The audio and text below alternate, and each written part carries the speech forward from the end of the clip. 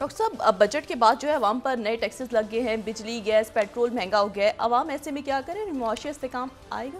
نہیں جی، کوئی معاشی استحکام نہیں ہونے جا رہا، اور میں آپ کو صرف یہ بتاؤں کہ 3 باتوں پہ میں ہمیشہ کرتا رہا ہوں کہ سیکیورٹی جی اور سوشل انریسٹ نہ ہو اور معیشت. یہ ابھی لوگوں کو اندازہ نہیں ہوا کہ ان کے ساتھ کیا ہو. یہ جب اس مہینے کے یعنی جب جولائی کے بلز آنا شروع ہوں گے اور درمیان میں مختلف ٹیکسز کے نتیجے میں اشیاء بڑھتی چلی جائیں گی، تو اس کے بعد لوگوں کو اندازہ ہوگا کہ ہوا کیا ہے، اور اس کے نتیجے میں سوشل انریسٹ ہمیں نظر آ رہا ہے. معاشی استحکام تو اب وہ تو ایک چھوٹا لفظ ہے، یہ تو پارلیمنٹ اب مکمل ایریلیونٹ ہے، کیونکہ لوگ سڑکوں پہ اب بات کر رہے ہیں، کہیں گیگ الیکٹرک کا گھیراؤ ہو رہا ہے، کہیں کچھ ہو رہا ہے، کہیں احتجاج کر رہے ہیں لوگ، اور ان کو کوئی جواب دینے والا نہیں ہے.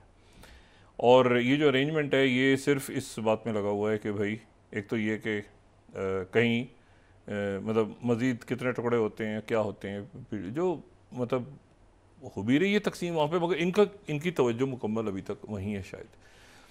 اچھا، اس کے اوپر بات تو طویل عرصے سے ہوتی رہی ہے نا کہ بجٹ اور معیشت اور یہ سارا، لیکن کیا یہ ان توقعات سے زیادہ بدتر یہ معیشت سامنے آئی ہے ہمارے، کہ کوئی بھی شرط نہیں مانی گئی اور وزیر اعظم کہہ رہے ہیں کہ یہ کس کا بجٹ ہے؟ مسلم لیگ نون کا بجٹ ہے. وہ کہہ رہے ہیں نہیں، IMF کا بجٹ ہے.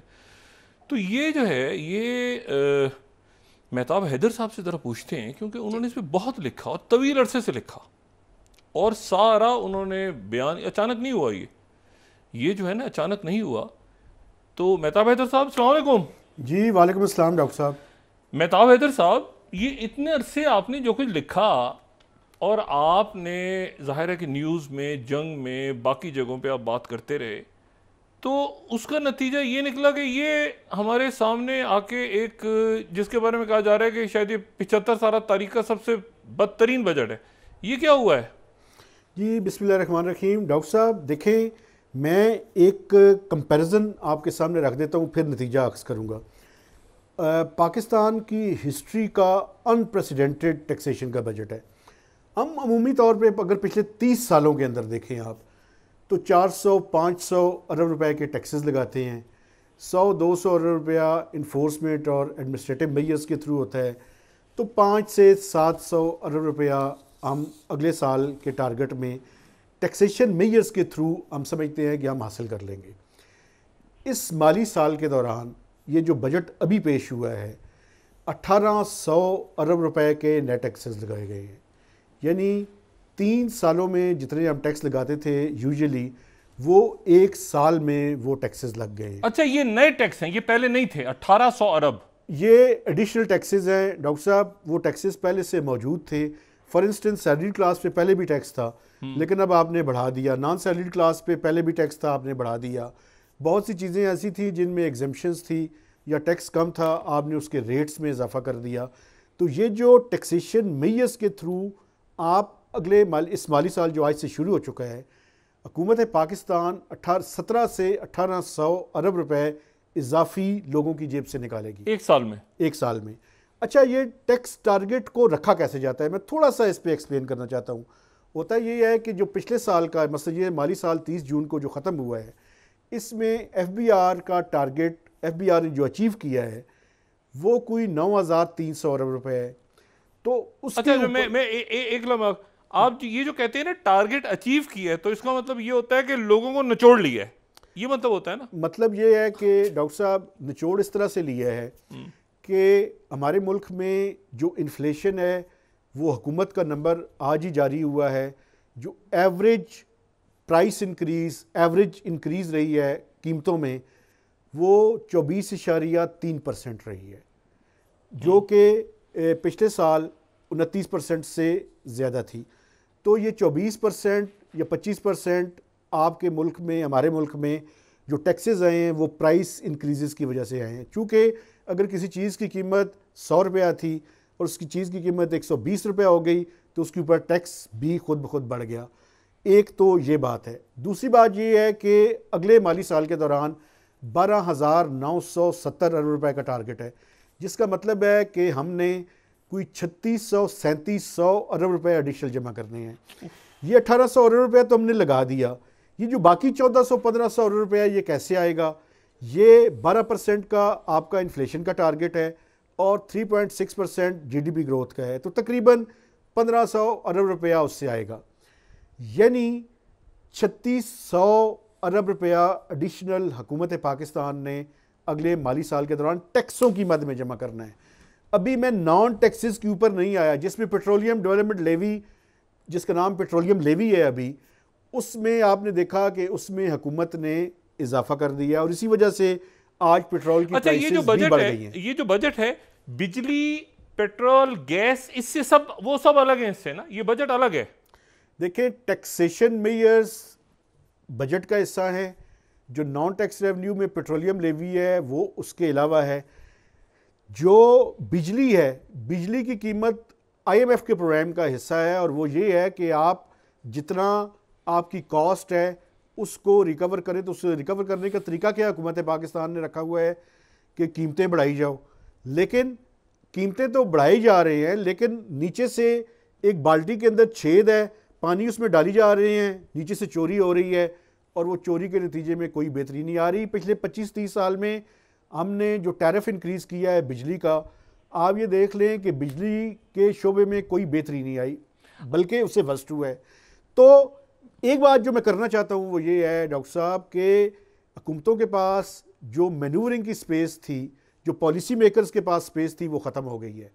اب میں اگر آپ کے پروگرام میں پہلے ذرا میں نے ہوتا تو میں آئی ایم ایف کی ایک رپورٹ میرے پاس تھی جو کہ فروری 2024 میں انہوں نے حکومت پاکستان کو دی تھی، آپ اس رپورٹ کو دیکھ لیں اور اس بجٹ کو دیکھ لیں، سوائے ایک چیز کے ساری چیزیں اس رپورٹ کے اندر لکھی ہوئی ہیں، اور ہم نے کٹ اینڈ پیسٹ کے ذریعے اس کو فائنانس بل کے ذریعے، پارلیمنٹ کے ذریعے اس کی اپروول دے دی ہے۔ ایک چیز نہیں کی ہم نے، وہ میں لوگوں کے سامنے رکھ دیتا ہوں۔ آئی ایم ایف یہ کہہ رہا تھا کہ پیٹرولیم لیوی بھی لگائیں اور پیٹرولیم کے اوپر جو پروڈکٹس ہیں ان کے اوپر 18% جی ایس ٹی بھی لگائیں، وہ ہم نے نہیں کیا، لیکن لیوی ہم نے بڑھا دی آئی ایم ایف کو سیٹسفائی کرنے کے لیے۔ باقی salaried class, non salaried class, اس سے اندازہ لگا لیں کہ کتنی عجیب و غریب بات ہے کہ وہ لوگ جو ٹیکس نیٹ کے اندر ہیں اور اس ملک میں زیادہ انکم کما رہے ہیں، ان کے اوپر ایک سرچارج لگا دی ہے 10%، جن کی انکم 1 کروڑ روپے سے زیادہ ہے سال کی۔ اس کا مطلب ہے سرچارج یا پینلٹی اس پہ لگائی جاتی ہے اگر آپ نے کوئی جرم کیا ہو۔ اس ملک میں اچھی سیلری لینا جرم ہے۔ مجھے نہیں سمجھ آئی اس کی کیا منطق ہے، اس کا کیا ریشنل ہے، مجھے نہیں سمجھ آیا۔ مجھے یہ بتائیں میرا سادہ الفاظ میں، اگر کوئی کسی کی 2 لاکھ آمدنی ہے، یا چلیں 1 لاکھ آمدنی ہے، یہ 1 لاکھ سے اب اس کے گھر میں مطلب 4 کی فیملی ہے، 2 جو ہیں وہ کمرے ہیں، اور بجلی کا مطلب فرض کریں پنکھے چل رہے ہیں یا اے سی ایک لگا ہوا ہے، چلیں ٹی وی ہے، تو یہ کتنا، کہاں تک وہ کیا بجٹ بنے گا اس کا؟ پیٹرول اور یہ سارا ملا ملو کے، ظاہر ہے جاب بھی کرنی ہے، بچوں نے اسکول جانا ہے، یہ 1 لاکھ میں بنتا ہے، کوئی 3 لاکھ میں بنتا ہے، یہ گھر کیسے چلیں گے لوگوں کے؟ دیکھیں میں آپ کو ایک بات بتاؤں، یہ جو سوسائٹی کا فیبرک ہے نا، اس کے لیے شدید خطرات ہیں۔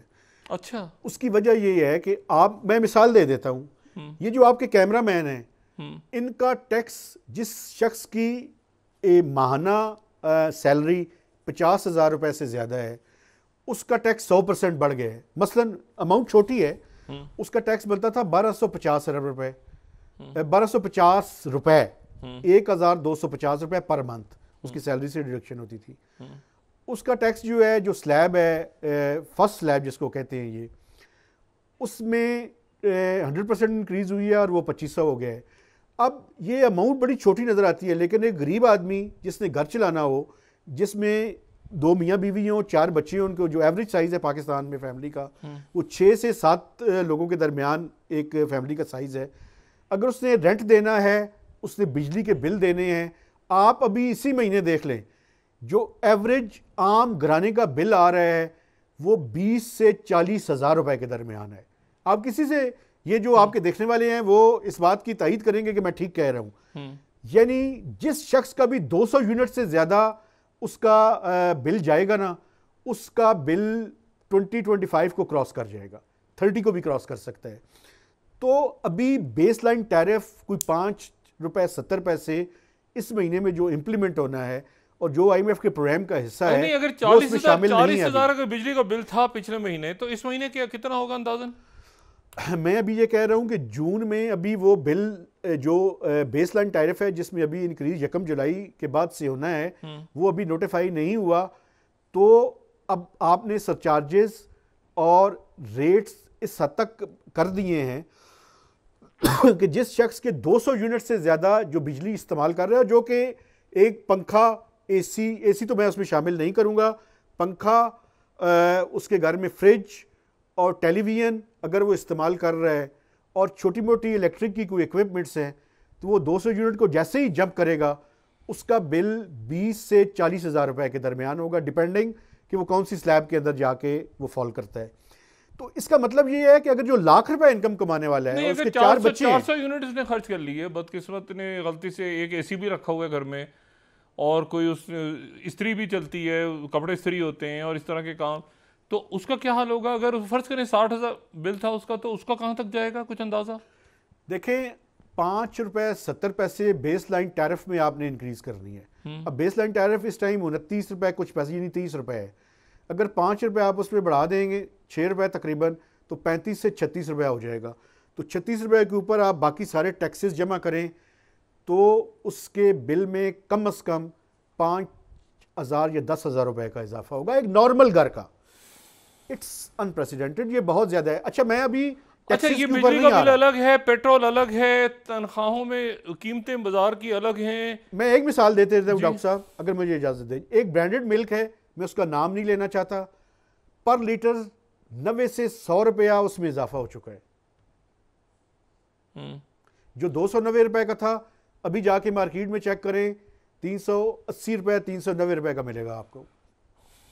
اچھا مجھے یہ بتائیں، آپ کہہ رہے ہیں کہ سوسائٹی کا سوشل فیبرک، یہ مطلب سوشل انٹرسٹ پیدا ہوگا کیا؟ مطلب مڈل کلاس تو گئی میرا خیال ہے، وہ تو ختم ہو گئی۔